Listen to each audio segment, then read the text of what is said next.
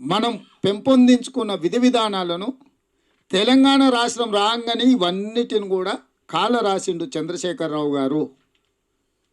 ఏమి చెయ్యాలన్నా విద్యార్థులు, నిరుద్యోగ యువకులు, ఉద్యమకారులు, అమరవీరుల కుటుంబాలు, రైతులు, దళితులు, గిరిజనులు, మైనారిటీలు, మహిళలు,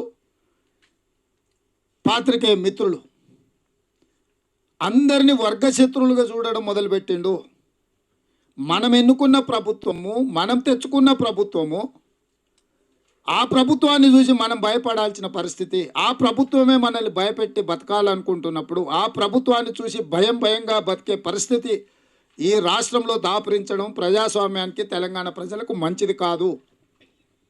మనం ఎన్నుకున్న ప్రభుత్వం దగ్గరికి మనం స్వేచ్ఛగా వెళ్ళగలగాలి, మన బాధ చెప్పుకోగలగాలి. 94 నుంచి 2014 వరకు ఒక 20 సంవత్సరాలు, 10 సంవత్సరాలు ఒక పార్టీ, ఇంకొక 10 సంవత్సరాలు ఇంకొక పార్టీ ఉండే.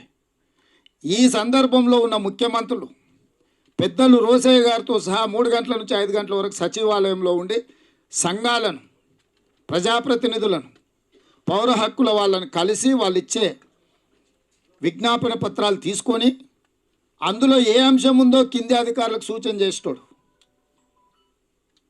ప్రజలకు అందుబాటులో ఉండేవాళ్ళు ప్రజా దర్బార్ అని పెట్టి ఎవరైనా విజ్ఞాపన పత్రాలు సామాన్య ప్రజలు కూడా వెళ్తే అధికారిక నివాసంలో అందరి లైన్లో పెట్టి వాళ్ళే వచ్చి అందరి దగ్గర తీసుకొని, అది ఆరోగ్యం కావచ్చు, విద్య కావచ్చు, వైద్యం కావచ్చు, ఇతర ఏమైనా అంశాలు ఉండొచ్చు, వాళ్ళు అందుబాటులో ఉండి పరిశీలించేవాళ్ళు.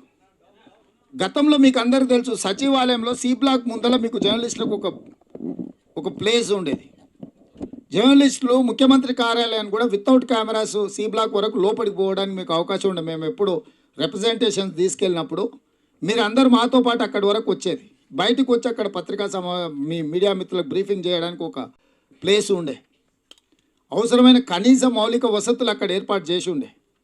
ఎందుకంటే ఈ ప్రజాస్వామ్యంలో ప్రజల హక్కులు కాపాడడానికి పాలనతో పాటు పత్రికలు కూడా క్రియాశీలక పాత్ర పోషిస్తున్నాయి. ప్రభుత్వాలు ఏ విధంగా పనిచేస్తున్నాయో ప్రజలకు చేరవేయడం కోసం మీకు అందరికీ సమానమైన హక్కులను ప్రజాప్రతినిధులకు, ఎమ్మెల్యేలకు, ఎంపీలకు, మంత్రులకు ఏ విధంగా అయితే విధి విధానాలను పనిచేయడానికి వెసులుబాటు కల్పించిందో మీడియా మిత్రులకు కూడా ఆ రకమైన వసతులు, వెసులుబాటు కల్పించిన ఆ ప్రభుత్వాలు.